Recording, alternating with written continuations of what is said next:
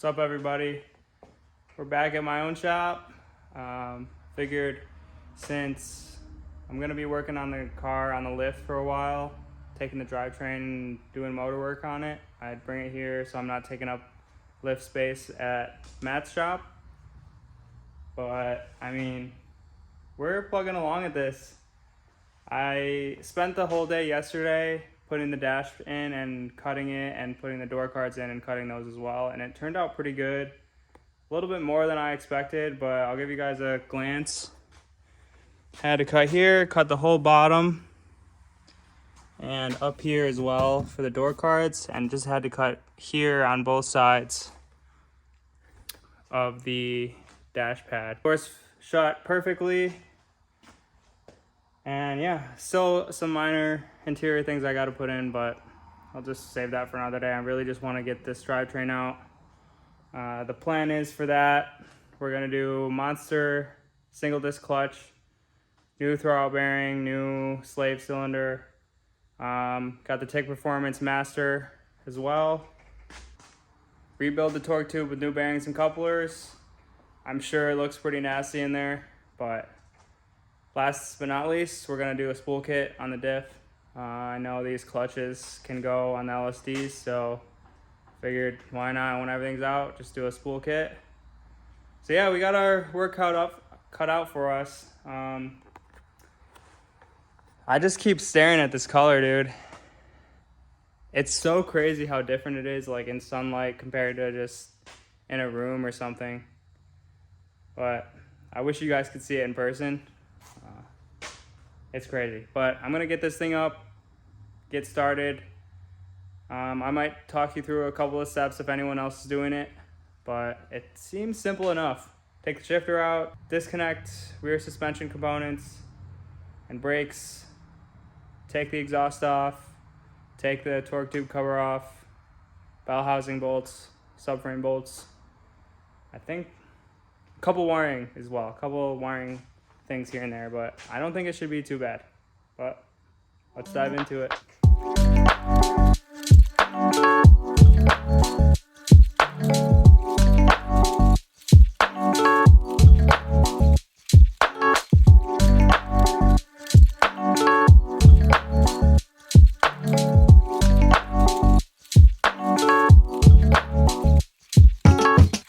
We're about 2 hours in. Made some decent progress, no real issues yet. I got the shifter disconnected, upper control arm, shock, brakes, e-brake, speed sensor on both sides.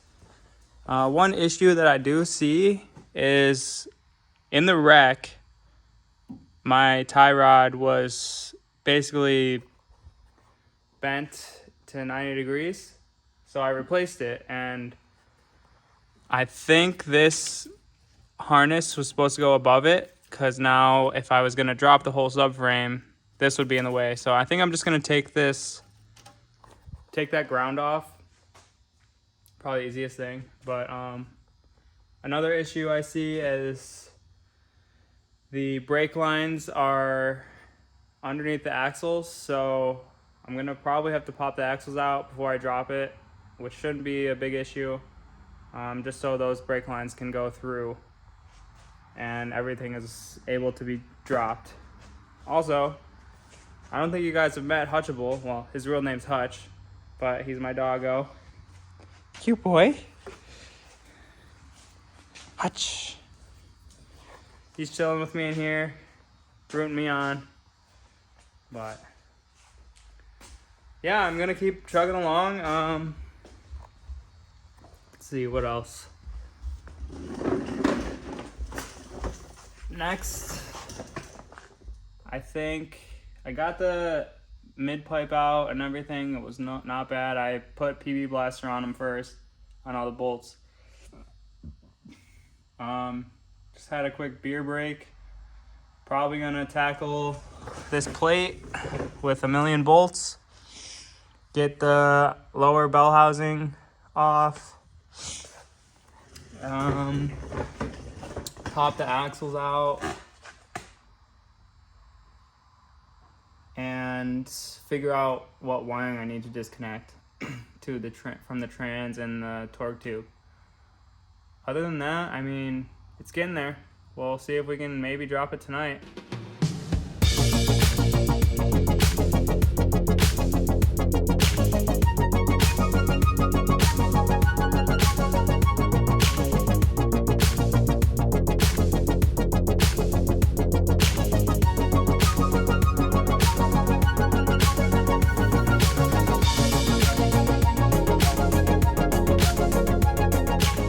Guys, we're moving along. I got the axles popped out, the brake lines disconnected from the clips that were near there. I got the connectors disconnected from the trans. We had one casualty. Little clip broke off. Not really worried about it, but I'll probably just pop it back in and without a clip, because drift car things. But something real interesting I noticed is that the clutch, I'm pretty sure this is the original clutch based on the looks of it, which is insane because it's not really leaking too much from the rear main seal. And I did 10 events last season and it was heavily abused, and it still runs and drives fine. Take a look. Tell me what you guys think. It's pretty freaking rusted. I think that's the original clutch. 180K. Could be wrong, could be wrong. I didn't really notice anything taking all this stuff off to where it would be like someone did the clutch already. So if that's the OG clutch, that's pretty crazy. Oh, I just realized one other thing. This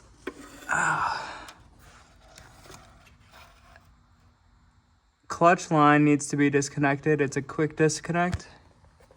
I don't have a quick disconnect tool, so I'm gonna try to get that out by hand, and then all that's really left is take out the bell housing bolts, or take out the torque tube bolts to the bell housing, and then the 4 subframe bolts, I'm pretty sure.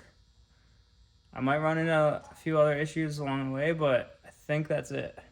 I'm gonna keep working, but I'll keep you guys updated soon, and I'll obviously try to video the drop, which I'm a little nervous about because I'm alone, but I don't think it should be too bad.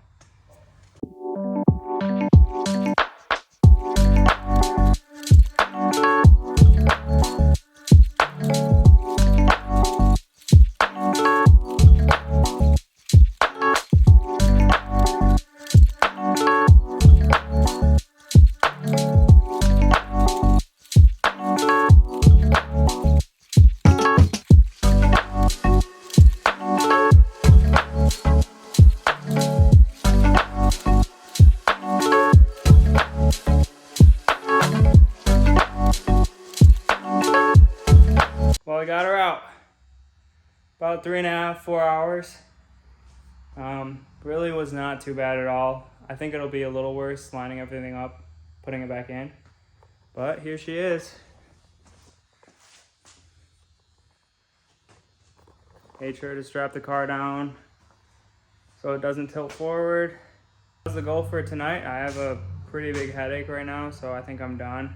What's up, guys? We're back in the shop. It's another day. I just had my buddy Ross come put the windshield back in.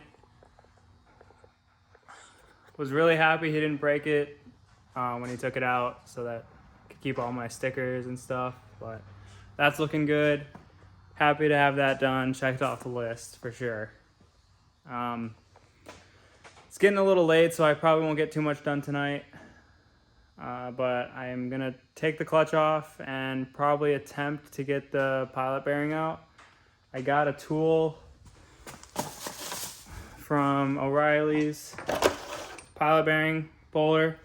So these teeth come out, grab the back of it, and got a slide hammer. I know these can be kind of annoying sometimes. So I'm really hoping for the best. I don't know, I might try to spray some like PB blaster on it first. Maybe that'll help. I really don't know.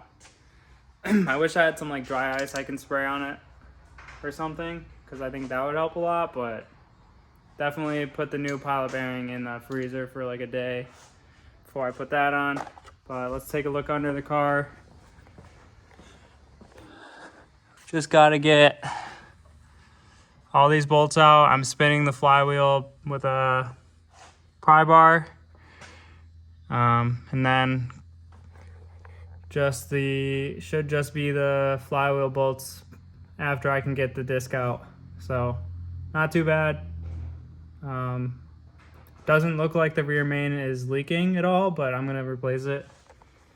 And I had to order alignment tools for the rear main, install alignment tools for the rear main and the front engine cover, I guess, because after I'm done with the cam and everything, I'll have to reinstall the front cover, engine cover, and you need to have it aligned to the crank.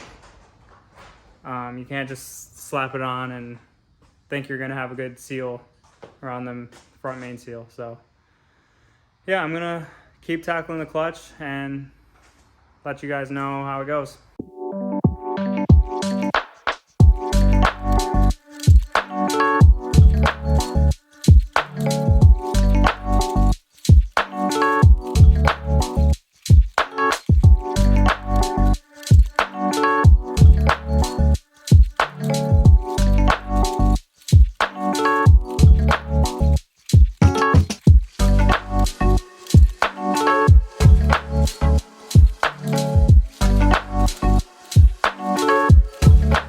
Clutch is out. That only took like 10 minutes. It's pretty clean under here. Cleaner than I'd expect for 180K. So after looking at the clutch, I'm pretty sure it's actually been done. It actually looks like it's in really good condition. I'll show you guys. There's a ton of disc material still. And it definitely got hot. You can see right here in 3 places, and a couple of these tabs are like blue. So it got a little hot, but it looks like it's pretty good. I probably didn't need to change it, but I'm a big peace of mind guy, so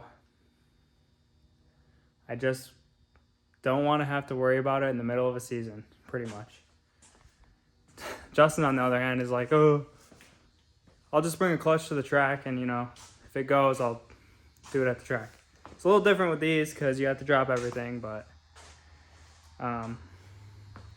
either way, I'm happy I'm doing it just for peace of mind. But now we can get to the fun part, the new clutch. I decided to go with Monster single disc.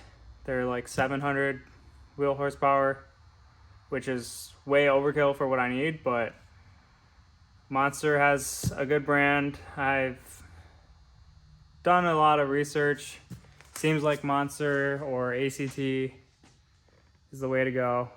And I like the package Tick Performance has on their website. They give you clutch, Tick Performance Master, Slave, pilot bearing, pretty much everything you need to do a clutch job. And for a decent price. I think it was like $1,400, which it's expensive, but it's a decent price for everything that you're getting. So let's go ahead and unbox it, take a look at everything, see how it is. And then I might try to get the nasty pilot bearing out tonight. We'll see how that goes. Well, got our first roadblock. The tool I got from O'Reilly's does not fit inside my pilot bearing. Just my luck, I guess. I will not be doing that tonight. Give you guys a look. Freaking light. So, it's supposed to go in through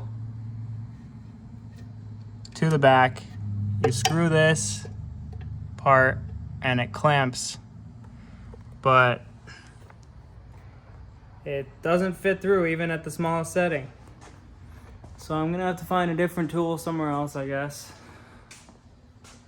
Which sucks because this thing it looks like it has some nice teeth that would grab on really well, and it also came with a slide hammer, which I think would have done the trick. I'm almost half tempted to just grind this down, but it's a loaner. I'll try to get a different one somewhere else. If not, I'll just buy it from O'Reilly's and grind it down myself, I guess. Because it's close, like I just have to do the edges, but it's whatever. I'm gonna call it a night, go get some food, try to get a different tool tomorrow, and probably get the clutch in. Clutches are really easy once you get to them. There's this measurement deal from like the back of the motor to the back of the engine surface to where the bell housing would mate to the diaphragm, and then another measurement from the slave to the back of the motor. I think I'm just gonna put it in, to be honest with you guys. I don't even have the tools to measure that. So I think I'm gonna send it. Another day. Gotten a little bit done since the last time I've checked in. I've been trying to just pound it out, but I got the new clutch in.